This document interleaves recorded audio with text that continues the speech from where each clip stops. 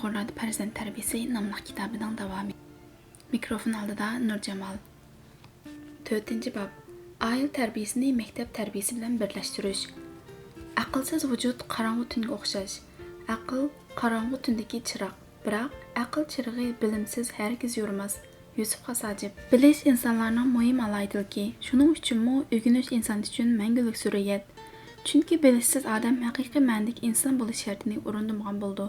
Shunga Yusuf Xasajib insonga bilimning ato qilinishi uning bugungidek buyuklik yetishni asosi bo'ldi degan edi. Odamning bilishi ikki manbaga tayindi. Biri kishilik turmush darsxonasi, yana biri maktab darsxonasi. Maktabning barliq kelishi odamni tarbiyalashning xosiyatlik angushtiri bo'lgan. Mana shuningdan tartib dunyodagi hech qanday bir qudratli kuch maktabdek ulug' tuhfa yaratib boqmagandir. Chunki u ibtidoiy odamni uzluksiz yuksaltirib, hozirgi zamonaviy odamga aylantirishda, odamning o'zini o'zi tunishi va o'zini o'zi yaratishda zo'r rol o'ynagan. Agar emgak insonni yaratdi desak, undaqda maktab uni takomillashtirdi. Uyg'urlarda muntazam maktablarning tariximizdagi qaysi davrlarda etilganligini bilmasakmi, ilmiy farazga asosan Uyg'urlarda yeziqning barliq kelishi bilan maktablarning echilishi bir davrga to'g'ri keldi deyalaymiz. Mana shuningdan keyin ibtidoiy maktablarning o'rnini fanniy maktablar egallagan deb qarashgan bo'ldi. Uyg'urlarda eng dastlabki fanniy maktablar echilgan 2000 yildan uzoq ma'rif tariximizda maktablar madaniyat tariximizda parlagan ulug' yulduzlarni barliq keltirib, Uyg'ur xalqini insoniyat madaniyat munbaridagi mo'tvar o'ringa chiqargan edi. Uyg'ur ma'rifining eng gullangan tarixiy davri Qo'chu davri bilan Qarxoniylar davri hisoblandi. Sinqu Salli Tutungdek, Mahmud Qashqariydak, Yusuf Xasajibdek ulug' madaniyat sarkardalari mana shu Uyg'ur ma'rifining shalliq mevasi edi. Bu ikki xalq munqarz bo'lgandan tartib toki 20-asrning boshlariga qadar Uyg'ur ma'rifi zo'r darajada chekinib, tar-doiradagi diniy ma'rif bilan cheklanib qolgan edi. Ma'rifning chekinishi madaniyat jihatda, siyosiy, iqtisodiy jihatda chekinishimizning muhim bir sababi. Shundoq, har qanday millatning madaniyatlik millatlar qatoridan o'rin olishi ularning ma'rifining safosiga bog'liq. Ma'rif taraqqiy qilmagan millat mangu madaniyatlik millat bo'lib o'zini namoyon qila olmaydi. Ularning taraqqiyotimi istiqbolim bo'lmaydi. Maktab voyaga yetayotgan avlodlar tafakkurini shakllantirish darsxonasi. Deydi Barbuz, agar kelajakni qo'ldan berishni xohlamsang, maktabni qo'lda mahkam ching tutishing kerak. Shundoq ekan, hozirgi yuksak taraqqiy qilgan dunyo ma'rif saviyasiga yondashish, avlodlarimizni axloqli, aqlli va madaniyatli odamlarni qilib tarbiyalashda ota-onalar bilan maktablar qanday rol o'ynashi va qanday moslashish lozim?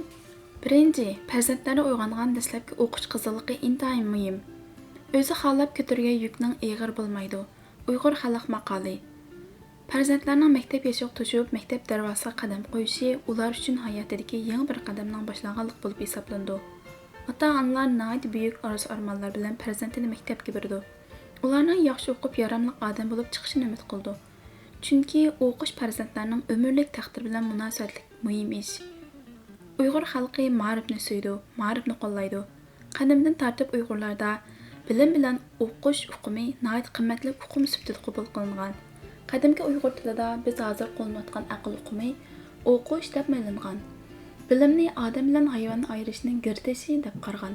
Shuningmi farzandlarni o'qitish ota-onalarning farzandlar ustidagi eng muhim majburiyati va mas'uliyat bo'lib keldi.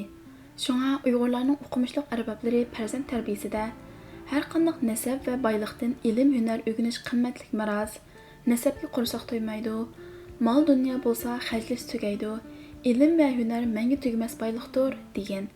Dadam menga, balam, mening san qoldirgan boshqa merosim yo'q. Seni yaxshi o'qitib qo'ysam, shu senga menga asqatadi. O'qigan odam xar bo'lmaydi degan. Keyin men dadamning bu nasihatining chin ma'nosini tushundim. Bu xususda qadimki donishmandlar qoldirib ketgan ibratli hikoyalar bor. Bir birodarimning ayoli homildor edi, deb hikoya qildi bir donishmand kishi. Ay kuni to'shib ko'zi yurishga oz qolgandi. U bir kuni menga, agar menga Xudoy taolo o'g'il ato qiladigan bo'lsa, uchamdagi mushu jandamdan boshqa barliq mol-mulkimni uning ato qilman degandi. Bir qancha yildan keyin men Shamga qilgan safarimdan qaytib, shu birodarimning mahallasiga o'tib qoldim. Kishilarning deyishicha, heliq birodarimning ayoli o'g'il tuqqan ekan, keyin o'g'li haroq ichib jidal chiqaribdi va bir odamning jiniga zomin bo'libdi. Orqadan bir yoqlarga yo'qolib ketibdi. Shu o'g'ilning kasobati bilan dadasining bo'yniga zanjir, putiga kishan tushib, kundaxona qamlab qopdi. Men dedimki, bu balo qazoni u odam o'zi topgan. Bu bayonlarni qilishimizdagi maqsad shuki, ota-onalar avval farzandlarini o'qitishning qimmatini haqiqiy tunishi va ularda qizg'inlik bo'lishi lozim. Ko'plagan ota-onalar yuksak mas'uliyatchanlik va umidvorlik bilan farzandlarini maktabga beradi. Biroq bir qism ota-onalarmi borki, ular ko'ngilda biz degan dehqon xalq hozir o'qish chiqim eshib ketdi, uning ustiga maktab bitirgandan keyin xizmat topmoq texmi mushkul, aplab-saplab savoda chiqib qolsa bo'ldi, deb farzandlarning o'qish qizig'ligiga so'g'uq suv sepidi. Bu xil qarash intayin xato va nodon qaloq kishilarning tunishidir. Bilish kerakki, jamiyatda nurg'un qobiliyatli bolalar o'qib, jamiyatga chiqib xizmat qilyotidi. Ba'zilari o'z oldiga shirkat qurib, cho'ng-cho'ng ishlarni qilyotidi. Ularning hammasi kadrning bolalari emas. Shularning orasida dehqonning bolalari nihoyat ko'p. Ba'zi jur'atli ishchan bolalar o'qitib bir tarafdan shirkatdan ishlab, ba'zilari oila o'qituvchisi bo'lib pul tepib, o'qish chiqimini o'z ko'taryotidi. Shunga gap sizlarning kadr bo'lganliklaringiz yoki dehqon bo'lganliklaringiz emas, eng muhimi avval farzandlar o'qib o'zining yashash qobiliyatini oshirish kerak. Hozirgi dunyoda o'qimay turib yaxshi turmush barpo qilish mumkin emas. Yaxshi o'qib ma'lum kasbda natija yaratsa, xizmatga o'rlasholmay qolgan taqdirdami, boshqa har qanday ishni qilish uchun bilim kerak-ku. Hozirgi uchqandek taraqqiy qilayotgan dunyoda bilim va qobiliyat yaxshi bo'lmasa, yaramli dehqon bo'lishmi tez. Shu angliq qalda farzandlarni rag'batlantirish, o'qishga qiziqtirish, o'zimizmi qizg'in bo'lishimiz lozim. Bizning qarashimizcha farzandlarda dastlabki qizg'inlikni qo'zg'ash intayin muhim. Buning uchun mundaq bir qancha tarafga ahamiyat berish lozim. Birinchi, bolalar maktabga kirishdan burun ular uchun maxsus o'rganish qiladigan o'rindiq, shira va boshqa o'qish lozimliklarini hozirlab berish kerak. Bu xil ilhom ularning maktab kirish tayyorligi uchun ruhiy jihatda taqozolikni qo'zg'aydi. Yana bir tarafdan o'zining cho'ng bo'lganligi, maktab o'quvchisi bo'lganligi ularda hayajon paydo qildi. Bir birodarim menga mundaq bir saboqni deb bergan. U suhbatdashimning o'g'li o'rganish qiladigan maxsus shira va o'rindiq bo'lishini orzu qildi ekan. Biroq u talabi qondirilmagandan keyin ichida g'um saqlab turibdi. Bir kuni u saboqdashiga "Dadam o'lib ketganda shira va o'rindiqni men ishiltaman" da'vatqidek. Bu turmushimizda ko'ringan ahvol. Ikkinchi, farzandlarda dastlabki qadamda maktab haqida yaxshi tushuncha hosil qilishga tirishish lozim. Chunki ularning hissiyotida dastlabda qo'rinish, qisilish, izoh tortish, hatto muallimlar meni uramdigandi degandek andishlar bo'ldi. Bu xil andishni tugatish uchun "Qara balam, maktab bolalari nima degan ratlik pokiza, sinflarga qarasang shunchalik chiroyli, yo'ruq, ozoda. Muallimlar shundoq illiq, kuyimchan, mehribon. Ular shuni qiziqarli darslarni o'rgatadi. Bizmi bilmaydigan nurg'un bilimlarni sizlar bila olaysizlar. Yaxshi o'qisang bizga qiziqarli kitob o'qib berasan. Texi yaxshi o'qib olim bo'lib chet ellarda o'qimsan texi" degandek so'zlar bilan ularda maktabga nisbatan dastlabki qiziqlikni uyg'otish lozim. Uchinchi, bolalarni maktabga berganda o'zingiz birik elib bering. Sinf mas'uli bilan ko'rishib, farzandingizning mijoz xulqi, odati to'g'risida dastlabki qadamda tushuncha bering. Bu o'qituvchilarning farzandingizni tushunish va mijoz xarakteriga qarab yetaklash uchun foydali. Yana bir tarafdan bolangizning o'qishdagi ahvolini, topshiriq ishlash ahvolini va boshqa ahvollarni egallab turishingiz lozim. Aile boshliqlari yig'inlariga aktiv qatnashing. Bu sizning talabchanligingizni ifodalaydi. Bu orqali bolalarning muallimiga bir xil, sizlarga bir xil gap qiladigan yomon odat yetildirilishining oldini olg'ili bo'ldi. To'rtinchi, farzandingiz maktabdan kelganda nihoyat qizg'inlik bilan uni kutib oling. Qaytib keldingmi balam? Bugun nimalarni o'qiding? Tushunaldingmi? Tushunolmagan bo'lsang, samimiylik bilan muallimingdan so'rab olgin. Saboqdoshlardan so'rab bilib olsangmi bo'ldi? Bilmaganni so'rab bilib olgan olim, so'rab bilishni harg'an o'ziga zolim degan gap bor balam. Muallimlar jur'atlik bilan savol so'raydigan bolalarni yaxshi ko'rdi. So'ramasang tushungan o'xshaydi deydi-da, shu yer bo'sh qoldi.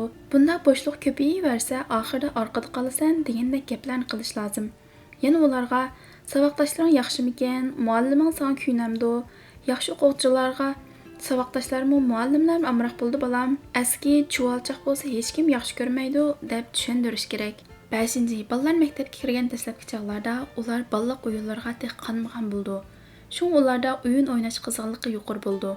Ular maktabda 6 soat o'qib kelsa, oila yana bir qancha soatlab o'rganish qilishga, topshiriq ishlashga zo'rlansa, bolalarda barbara besim paydo bo'lib qoldi.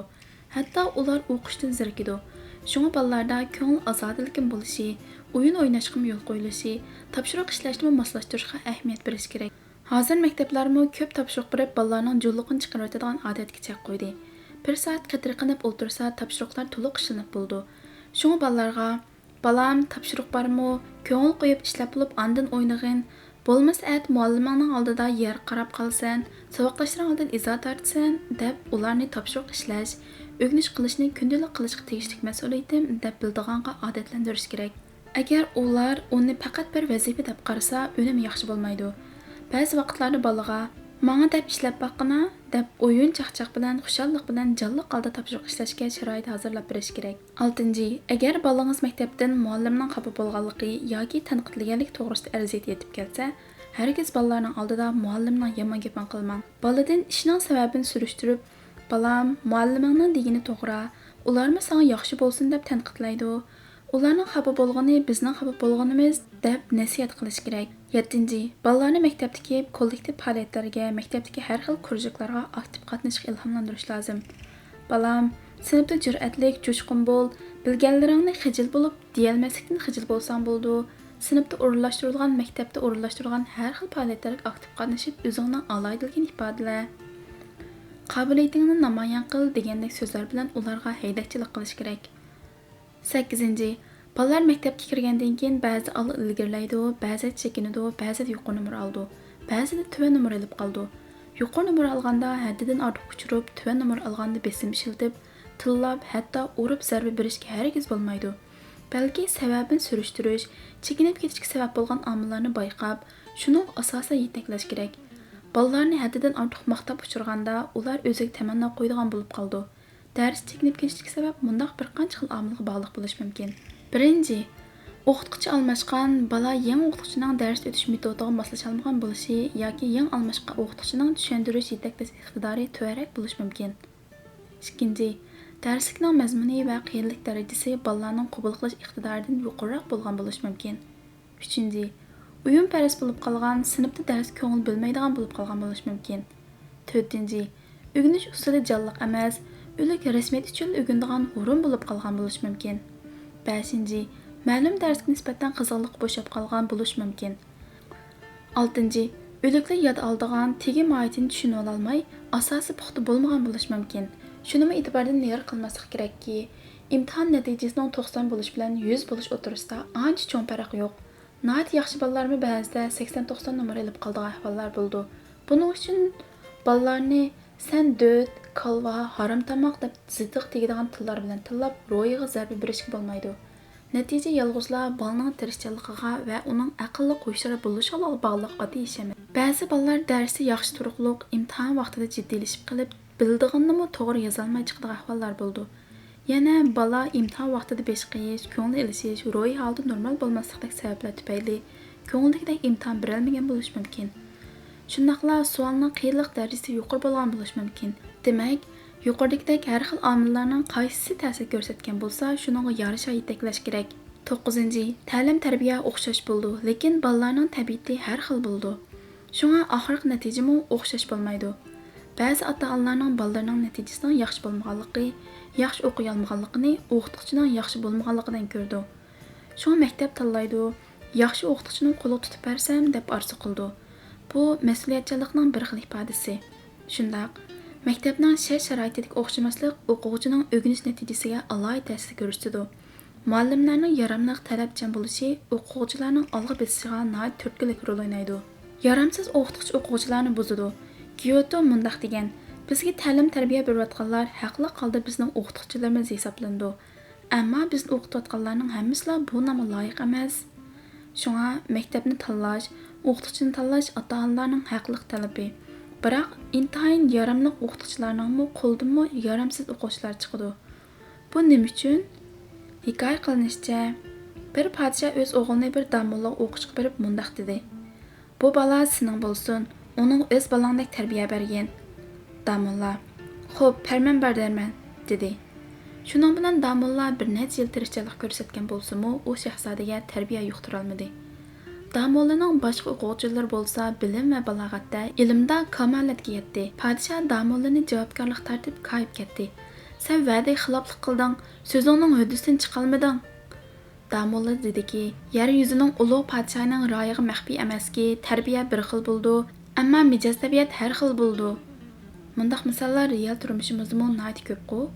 Bundaq bo'lishning sababi oldi bilan oila tarbiyasidan iborat o'lning puxta silinmaganligi, yana biri farzandlarning tabiatidagi o'xshashmaslik va o'ziga bo'lgan talabchanlikning o'xshash bo'lmaganligidan bo'ldi.